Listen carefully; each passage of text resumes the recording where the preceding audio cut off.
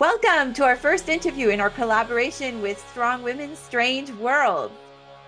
Get ready to dive into the enchanting world of storytelling with an award-winning author. Our guest today knows how to weave epic fantasies that resonate with readers across genres, from the Relic trilogy to the Merge series and to the supernatural detective agency. Her tales take us on exhilarating adventures where the slightly familiar meets the entirely unique. With a background in research science and programming, our guest's journey into storytelling is as twisty as the plots in her novel.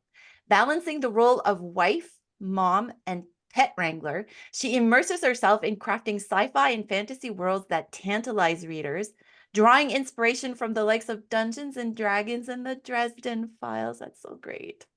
Her third book in the Merge series came out in April. The series premise is one where the human world collides with the realm of myth, unleashing enchantment, danger, and secrets. It couldn't be any better.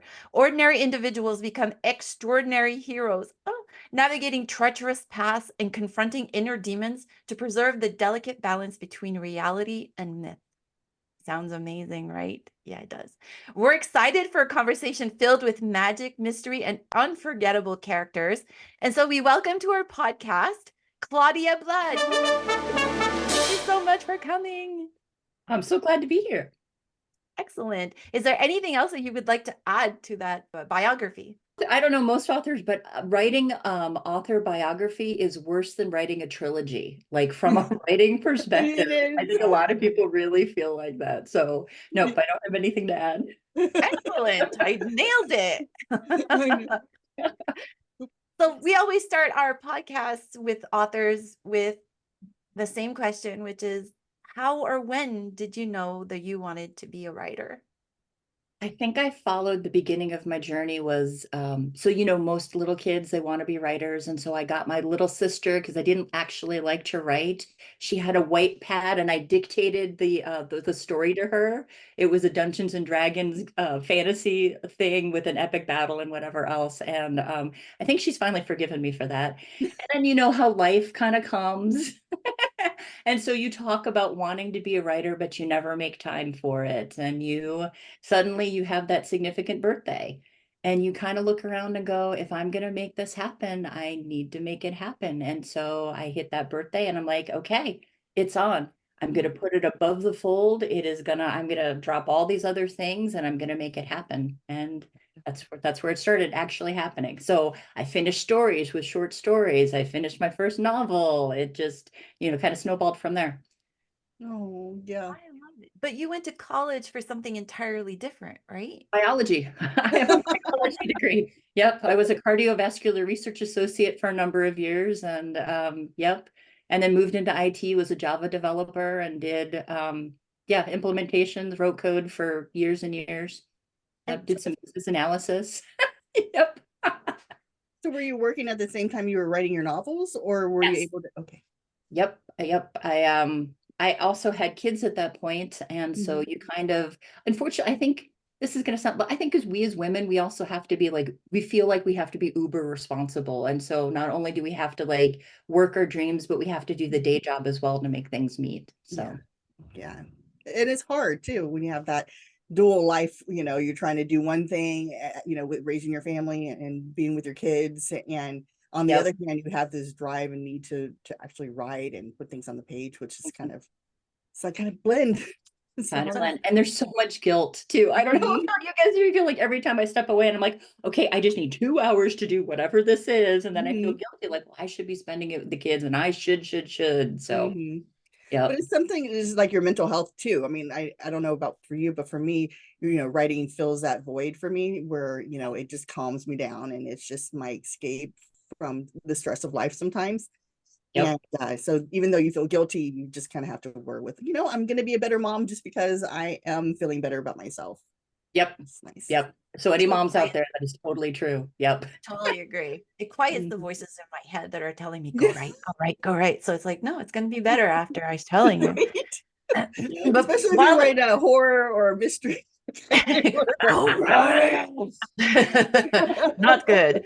But so the whole time because I'm a biologist too, like I study biology in college. Now, did you take classes in creative writing while you were there? Did you take, or anything at all? Or were you just like, no, I writing is took like, one class. I mean, it's one of those, like, I didn't feel like I could let myself be a writer at that point. Like, I mm, needed a career. I needed to support myself. Being an artist wasn't the thing that was allowed, you Mhm. know. So I took every now and again, I took a class and loved them, right? I mean, I absolutely loved them, but it wasn't, I'm like, I don't think I can support myself as a creative writer. Not that biology was much better. I didn't realize that, but So I know what you was mean. At the Cabin, was that the first book you ever completed?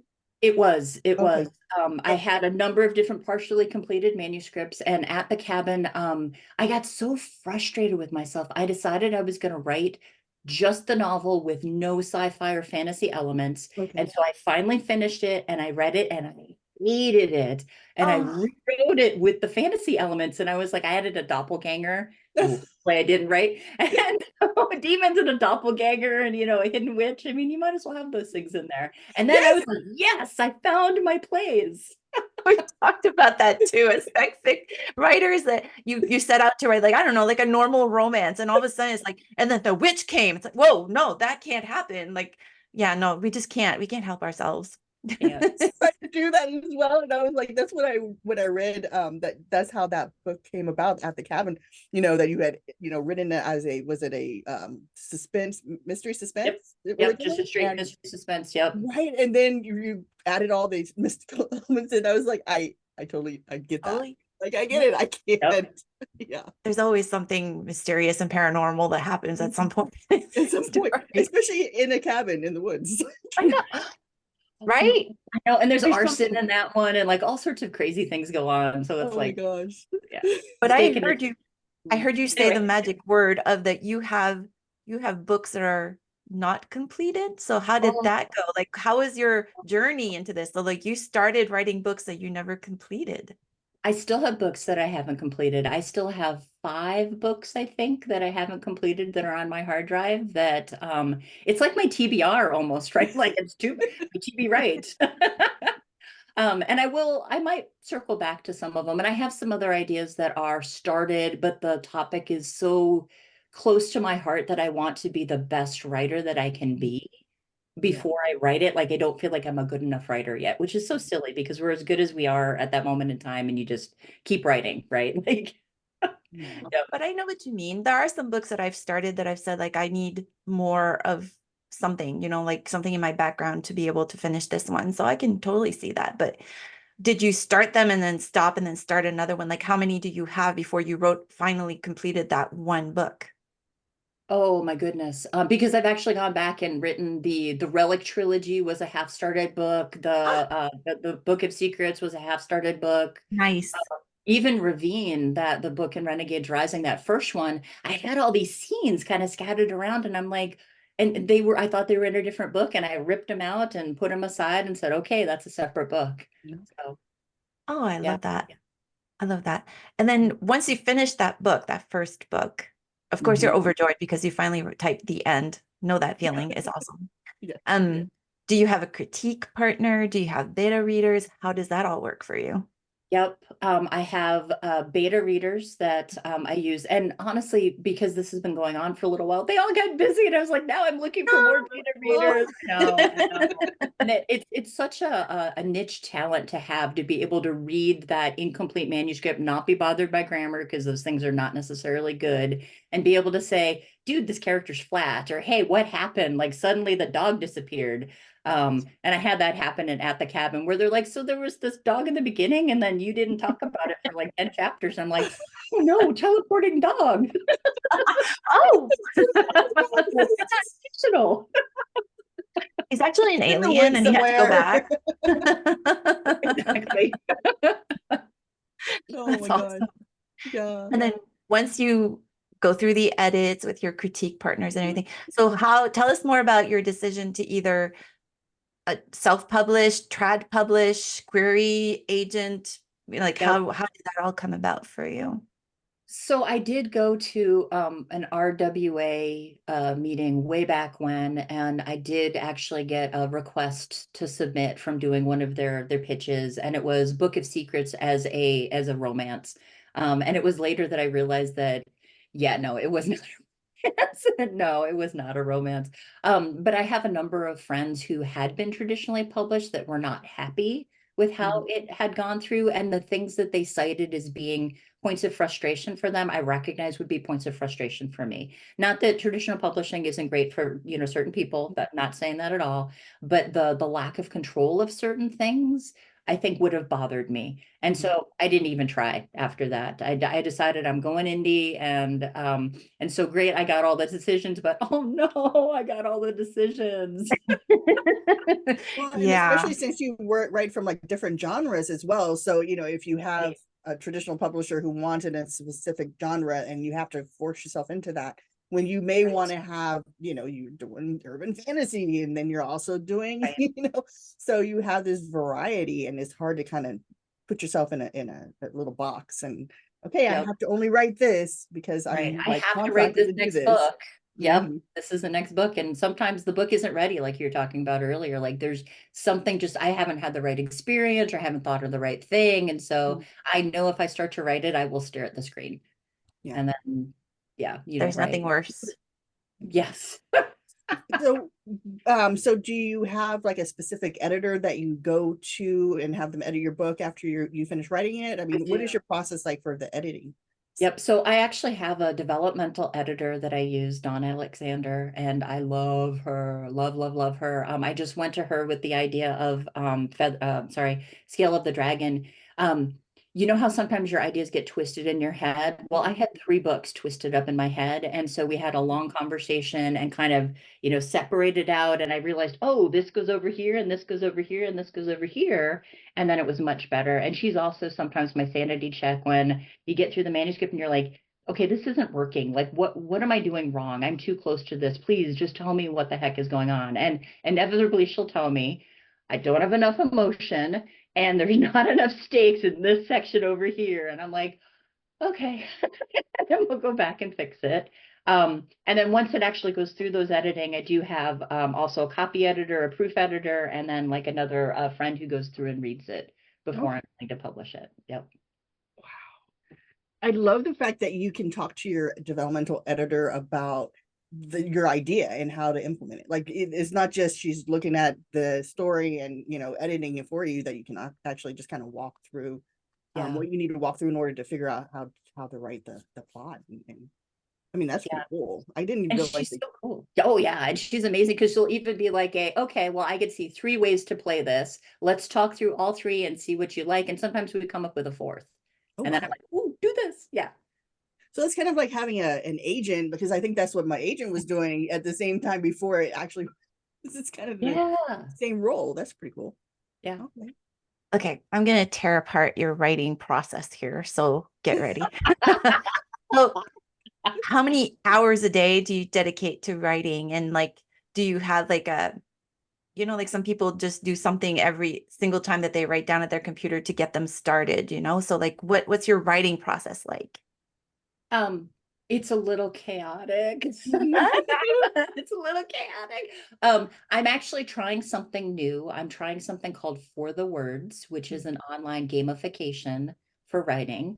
And so I've kind of decided that sometimes I just sit and stare at the screen. And so I'm also doing, I don't the morning pages. There was a book a while ago about sort of mental health and that sort of thing. And so writing 5 pages in the morning. So what I'm doing is whenever it happens, I'm doing 5 pages on For the Words, and inevitably I'll get like the little like snippet of a scene that comes to me, and then I'll switch documents and start writing that.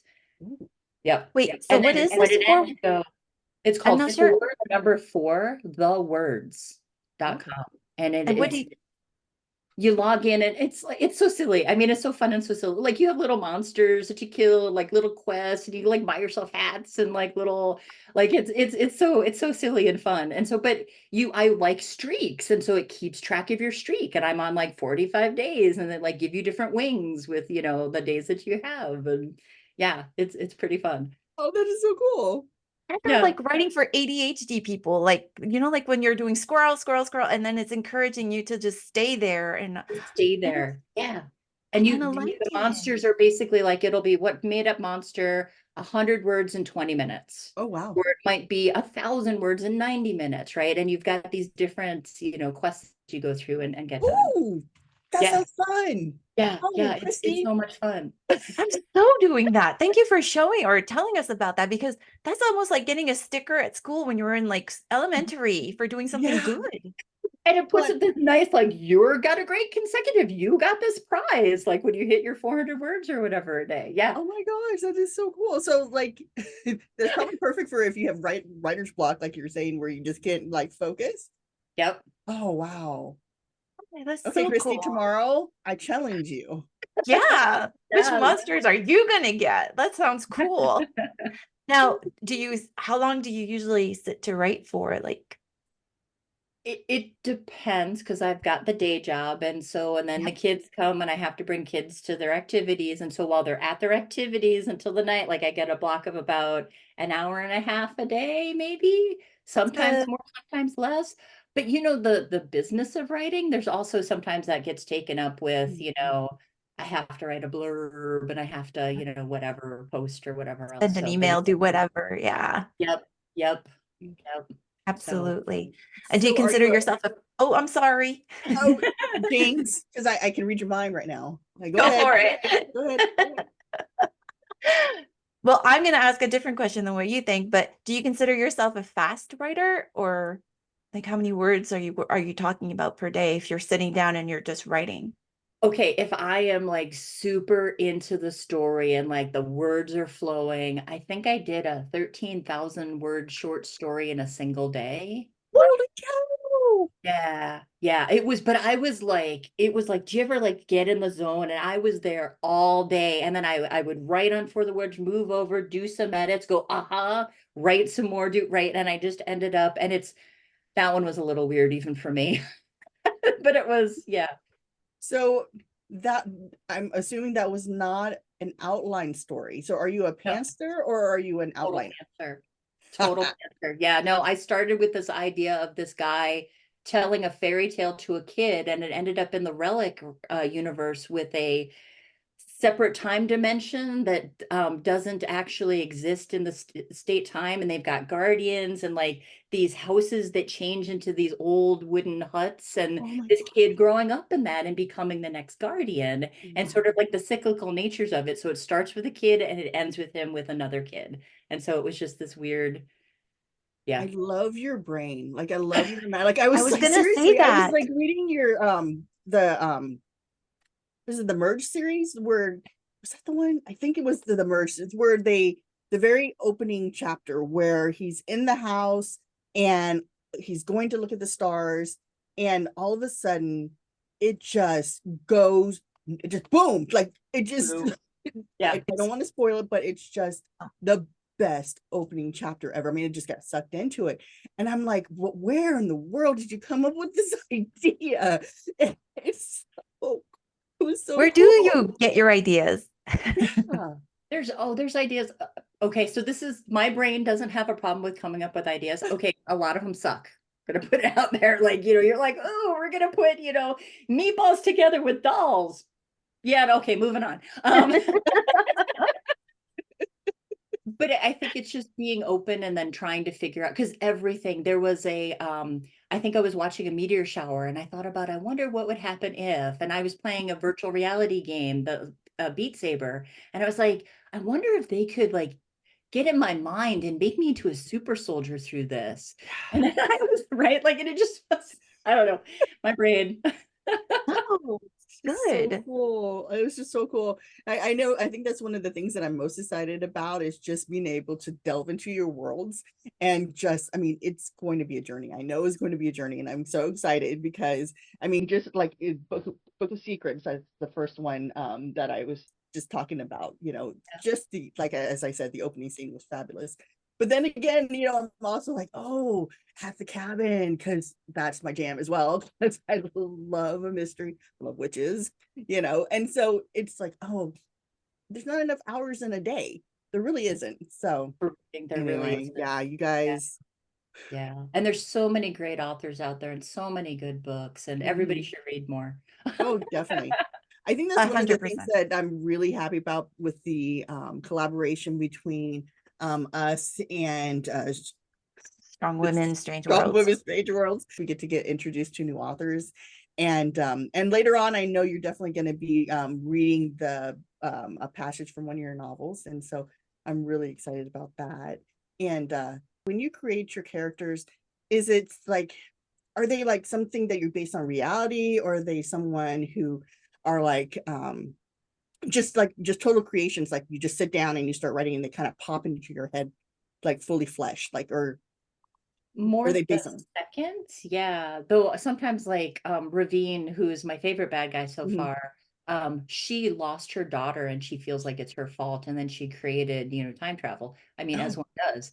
Um and really like getting into her head, she's super scientific, very stiff. She doesn't think she has emotions, but her okay. emotions were totally driving her because of her, guilt towards her daughter and what she thought was happening with that. So I'd get into that mindset and start writing Ravine, and then she'd do these awful things that I'd have to back up and be like, "Oh, Ravine, why did you just shoot somebody out of an airlock? That is Oh not my gosh. the right way to do things." I And so they love kind of that. come. Yeah. So for, because they're, those are the villain, it's like the villain stories, were they, That or are they villains, or are they like on their quest to become villains, or are they fully like?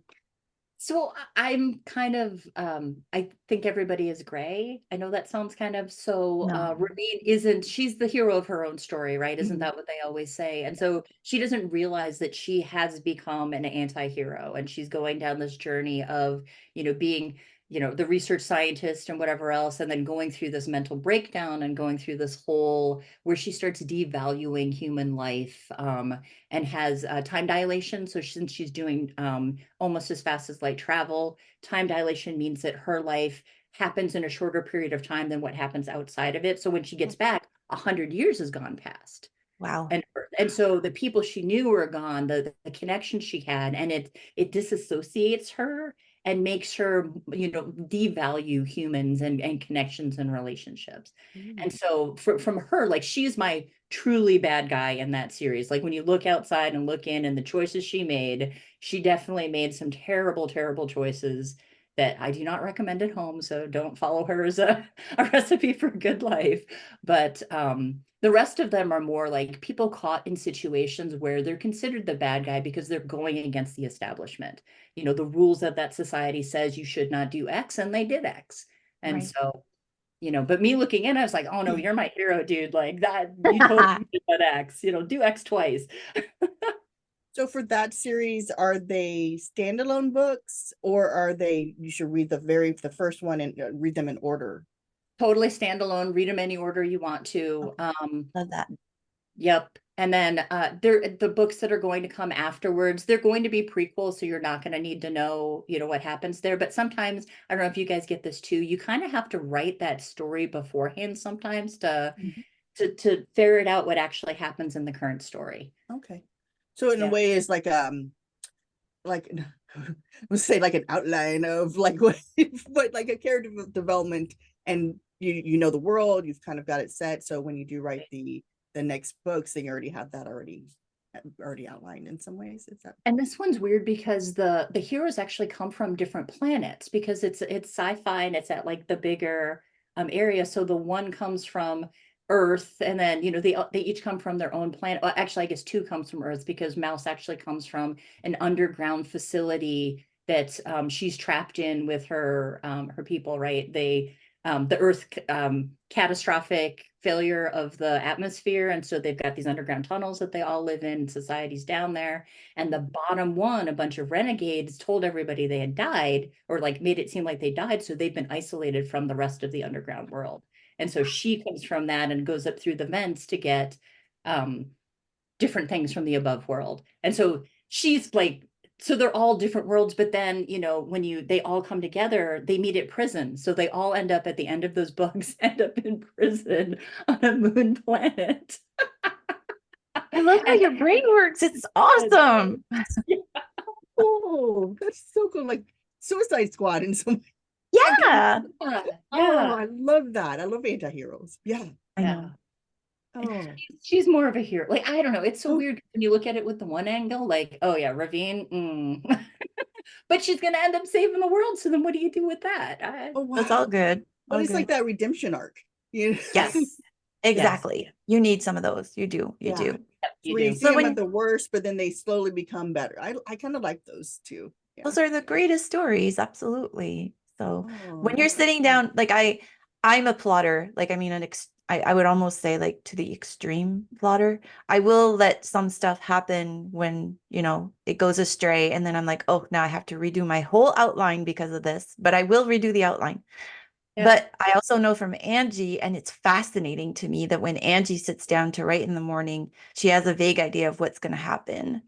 Like, is that how, like, when you sit down at your computer in the morning, Claudia, do you know what's going to happen? Nope, I have no idea. I don't even know what section of the book I'm gonna write on. Sometimes I don't even know what book I'm gonna write on. Like sometimes I Wait a just go, minute, you don't write in order? no. Oh wow. See, that's hardcore. Like I at least I like linear, but wow. But then I'll move it in the thing and then I'll go back to, wait a minute, what am I missing? Oh, wait, they need to meet. Okay, let me write something about them meeting. Wow, that is so That cool. is So then, so I mean, I think that hard. probably cuts back on writer's block because even though, because like for me, because I'm writing in order, Mhm. if I'm stuck on a section, I can't move forward to the next section until I figured it out. And Right. sometimes it takes days and weeks to figure out this Figure particular out. plot twist or Yep. whatever. But you can just bounce around and just go Well, like, and it's weird because like I bounce around until I get enough scenes and then I put them all in order and then I start at the beginning and then I try and write through. okay, Actually, my process. that is My plotter awesome. heart just skipped a beat. Oh Yeah. my goodness. I started the book, I had no idea who one of the characters was. I was like, well, they have fire. So how do I introduce? Oh, well, maybe they burn a house down. Okay, well, maybe. I just started. And how do I link this into the world? Oh, he's related to the demons. Okay, well, how did that happen? And then just start. All right. So I'm a bit of a romantic at heart. And so do you have like romance in your novels or are they more just I you do do have some, but I Mhm. cannot say that I write the full romance because I don't hit all the beats. Okay. So I tried writing a full romance, and what you're talking about earlier, there was an alien invasion that happened, and I'm like, oh, that was supposed to be the meet cute, damn it. It was a So cute meet. yes, It was there just is with an some romance. alien. That's all. That would be cool. That's right. There's usually at least one romantic side plot in the merge series. There's always at least somebody who gets together. Yeah. Oh, cool. Yeah, I love romance, but I also love like I don't like the romance to be the full plot. I like it to have that outside, story, Yep. especially in fantasy. But then like a little bit of oh yeah, they're giving eyes to each other, or Right. like that Right. kind of I there. love the slow burn too, like it's Yeah. just like, oh, yeah, no, I like that for sure. Oh, he Well, saved her, or she saved him, or well, you just Right. gave they me a saved each heart other. attack. Yeah. I just don't know. I Oh, don't know. about the process? I know, I know. I wish I could. I tried. I have outlined. So I've gone through like outlining process. I took a class in it, did the whole thing, and then that'll be a book I will never write. Like Oh, it was dead to me. I'm like, damn it. because is it like it's almost like it's already written It's because you've already written. already right, like Yeah. there's no point in once you've outlined it, it's It, done, like you it's already know what so, happens, there's no yeah. point in You guys are because you're already done. fascinating. Yeah, yeah, there's no point. And The I did journey take is one outline and then I ended up just like took the first thing and threw everything else away and wrote the book. that's good. Yeah. Then it's like you don't know what's coming. For me it's like I don't know what's coming, and so it makes it more interesting to see where Yeah. the characters are going to go Like or you what they're Exactly. don't going to know how find. it's No going to end. pressure. Not always. No. Wow. But No. you said not always, so sometimes do you have an Sometimes idea? the Relic trilogy, I actually had an end scene in mind when I started it, and it was this like view outside of a space station, looking at this time rift in the background with this like chair that Ravine was in, and then I had the whole entire thing, like somehow the glass broke and she ended up in the, you know, like it was very like I had that as sort of like my scenelet. It doesn't happen like that, but that was sort of my driving force for that one, that I had this little like ending snippet for it. Yeah. That's cool. I'm just in awe of both of you. Like to me, a pantser is just fascinating, fascinating. But so what do you figure is the hardest part of writing for you? Is it, well, to me, how you write would be like just putting everything together. But do you like the drafting more, or do you like the editing more? What's harder? What's easier? I've struggled with the editing the most. Okay. Obviously, it's hard to change the mindset from just going idea, right? And then going, all right, let's start trimming the bushes and putting the paint on and like, you know, figuring out. So that part is really the hardest. Yeah. And then you have the developmental editor that helps kind of with that. And so, and then after it's like you've gotten it written, do you have the same editor do like the proofreading, you like the line edits and stuff, or do you have someone else I who have does that? someone else. Yep. I've tried a couple different editors and I've landed on one that I absolutely adore her. She's like, I don't know about, I always feel like editors sometimes come across like in their little letters, they come across like they're like, seriously, woman, can't you learn grammar? Right? Like, I always Not feel like that hard. across, right? And I always take it as a, oh, she must like me because she wants me to be better. Right.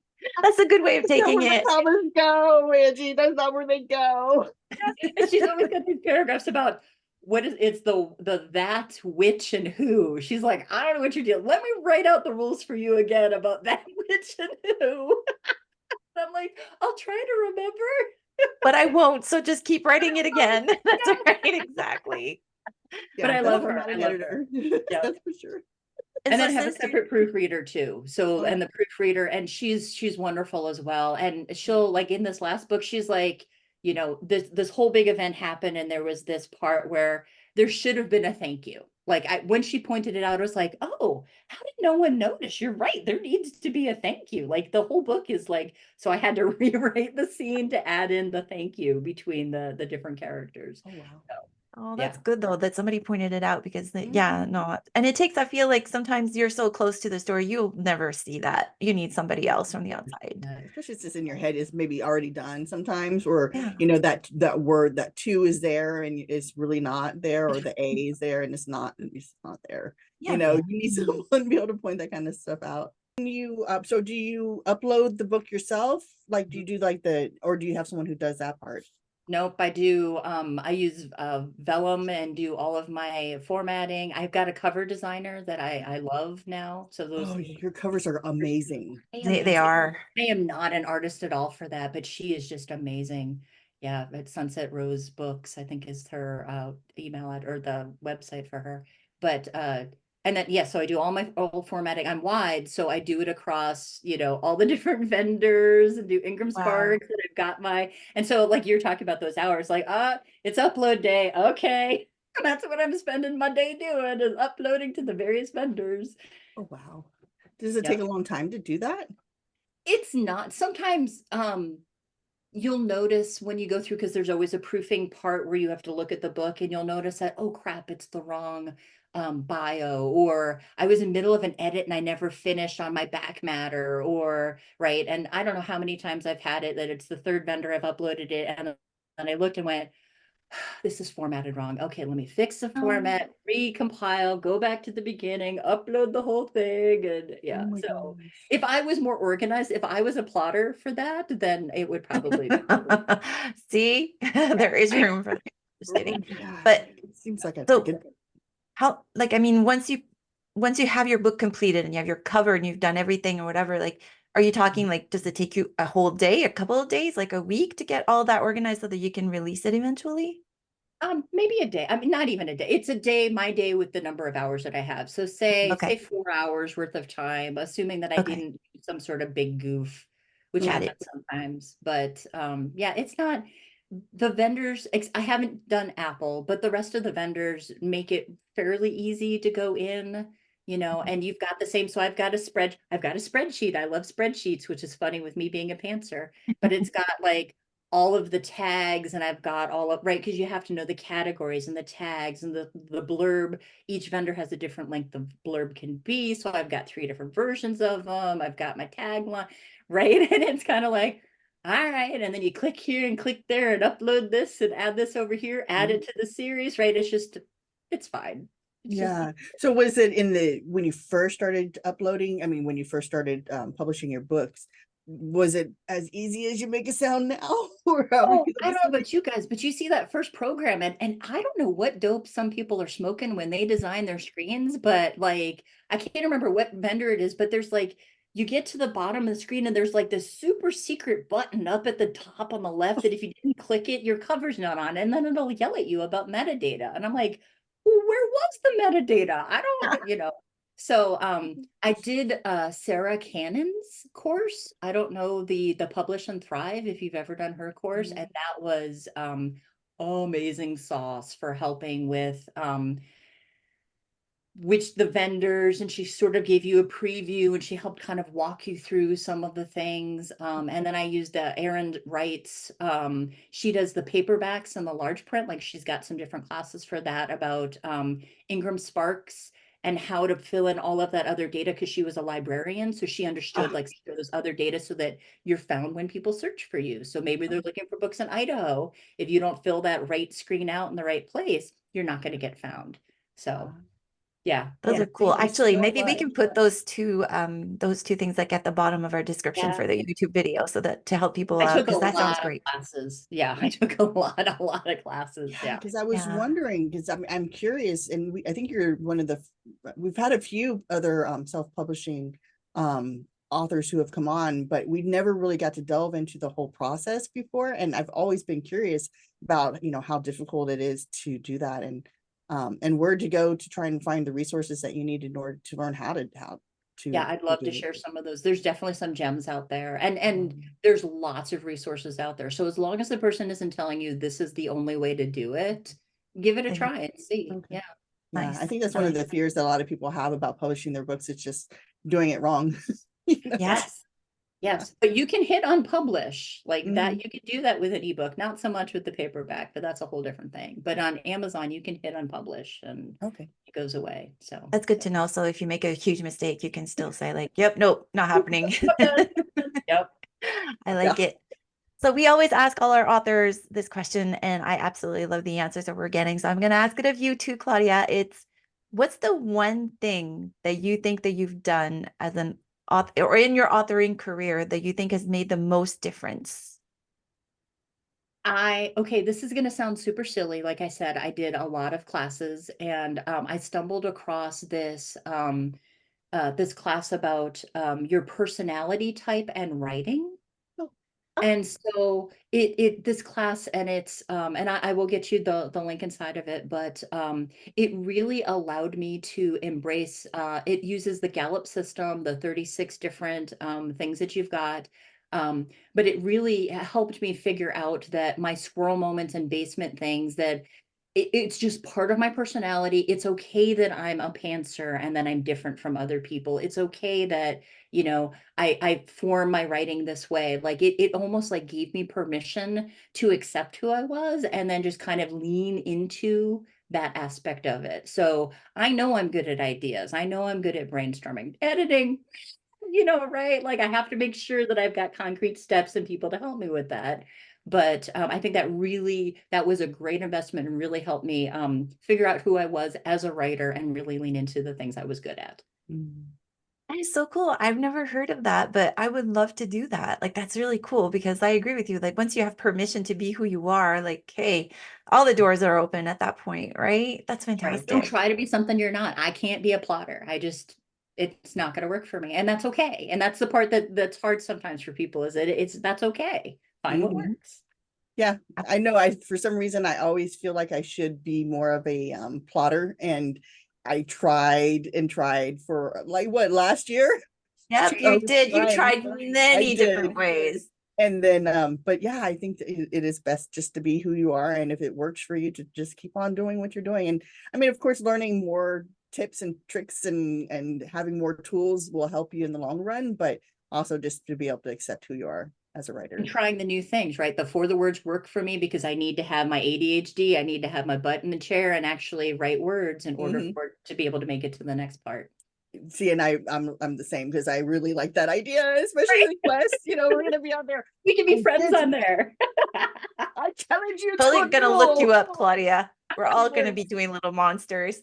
I love that idea. Because for me, like the hardest part of writing, to be honest, is like sitting down, the initial sit down and open the document and get into that mode. Once you're in the mode, like, I mean, don't even talk to me. I'm going to be writing, but that initial like, and I know that there are some writers who like listen to the same song or, like do a ritual kind of thing. But I wish I could figure that out. Yeah. me too. Me too. But I think that having little monsters for like, I mean, that's a reward to me. Like, I mean, awesome.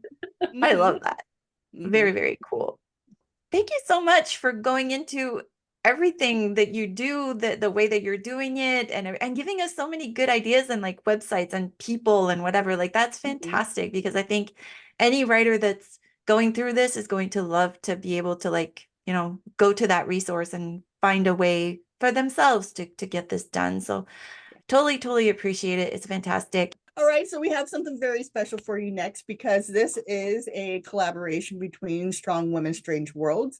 Claudia Blood is going to read one of her novels, the first 4 pages of one of her novels, and she'll tell you all about it.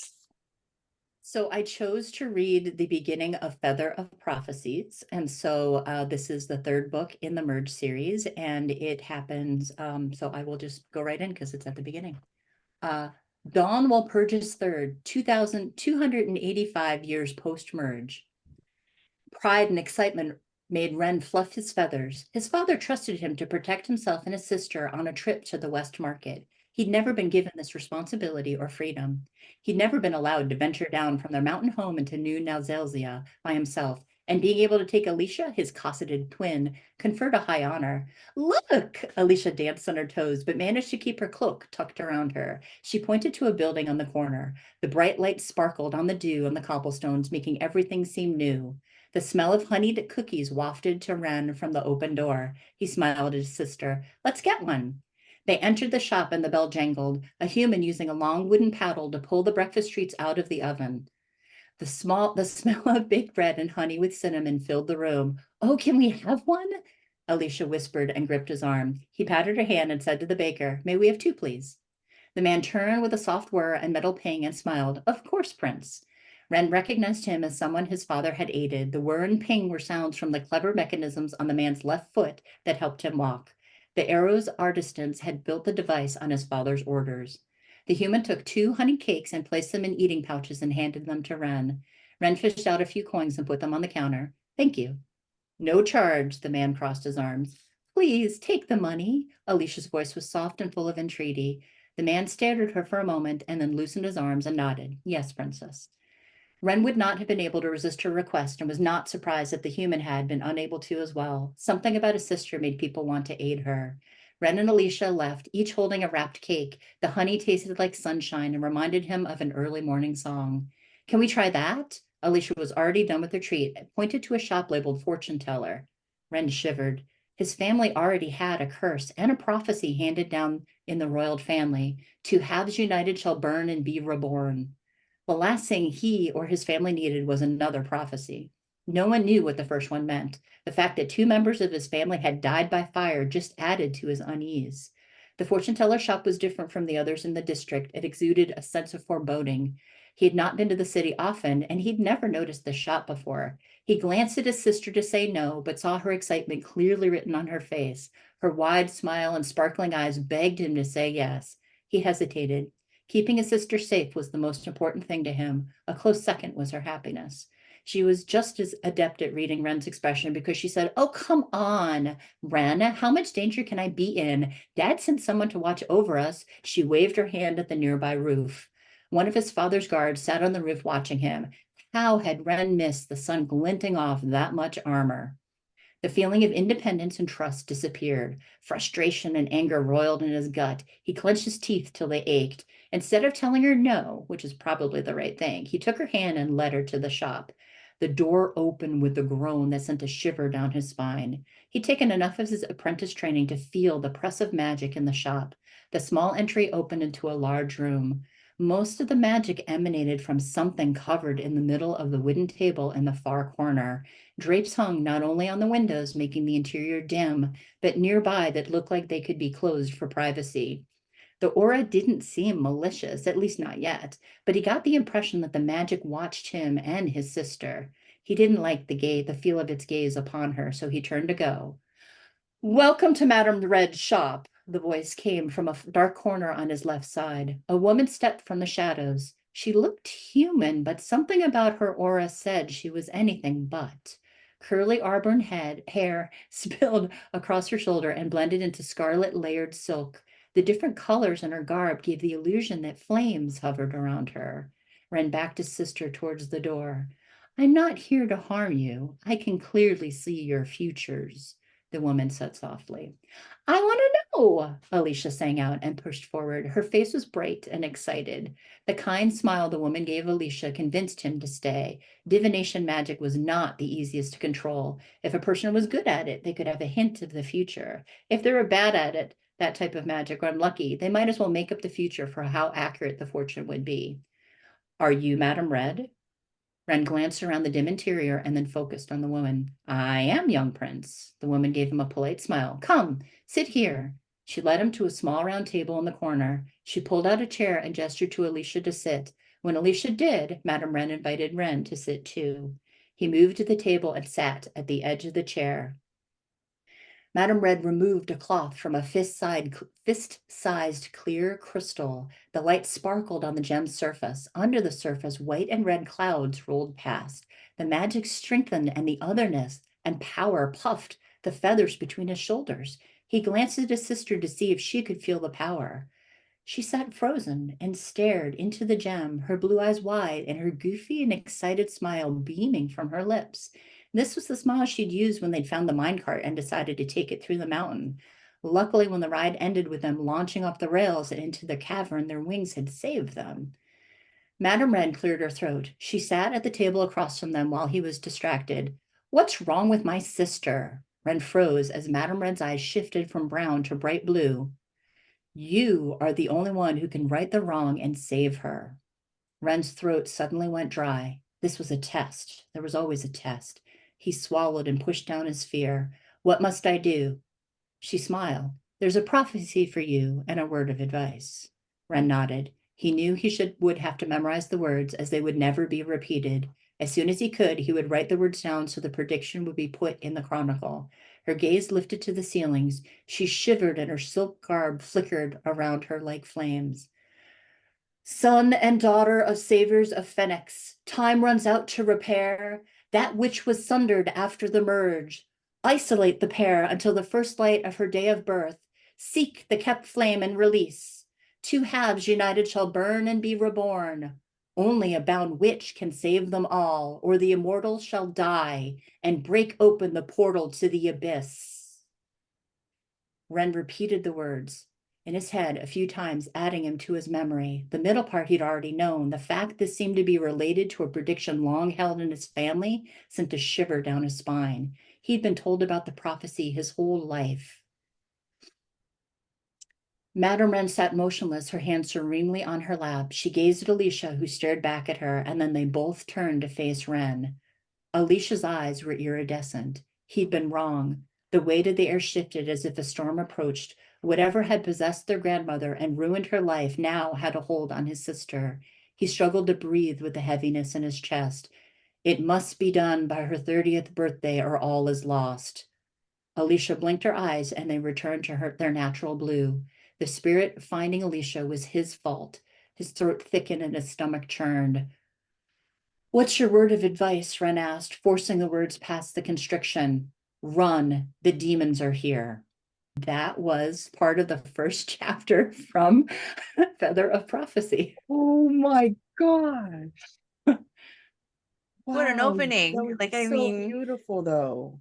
You Oh, the writing is your prose is fantastic, oh my but like I mean, gosh. you hit all the things. Like I mean, there's a time limit, there's like a prophecy, there's like he needs to save her. Like I mean, wow, fantastic. I mean, I was getting Thank you for that. chills. I know, Yeah, and the atmosphere, beautiful. you hit it right on. Like I mean, I Oh my was right there gosh. with you. I could So smell the good. cinnamon. The Mm, honey. Oh, I'm I starving. know. I must have been hungry. I know. And then when you said Right the now. door opened with a groan, like, I mean, I can Oh, hear it. I'm right there with you. Like, and the fantastic. Thank colors you and the so crimson and much. the flames. Oh, I love this. Oh, I love this so Yes. much. And Oh, the thank you fact so too that much. you say like she must be human, which means like, oh, like they're not all human. Oh, Fantastic. The whole thing. Very cool. what have you been working on next?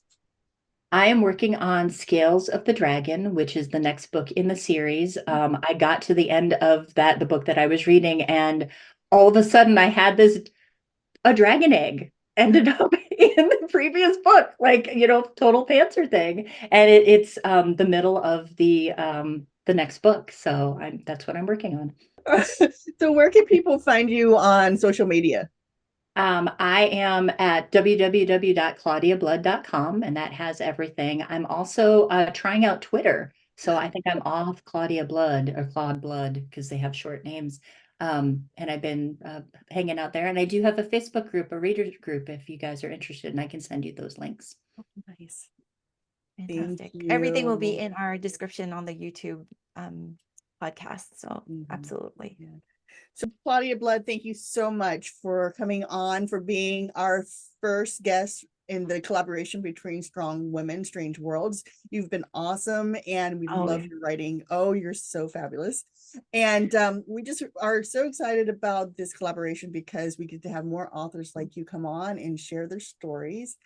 If you watch this on Strong Women, Strange Worlds, please hop over to Angie and Christie Write Now, and then you can hear Claudia's answer to our 10 speed round questions. If you watch this on Angie and Christie Write Now, please hop over to Strong Women, Strange Worlds, where you can hear her read the first 4 pages of her novel, Feather of Prophecy. As always, Totally worth it. Do that. It really is. It's so good.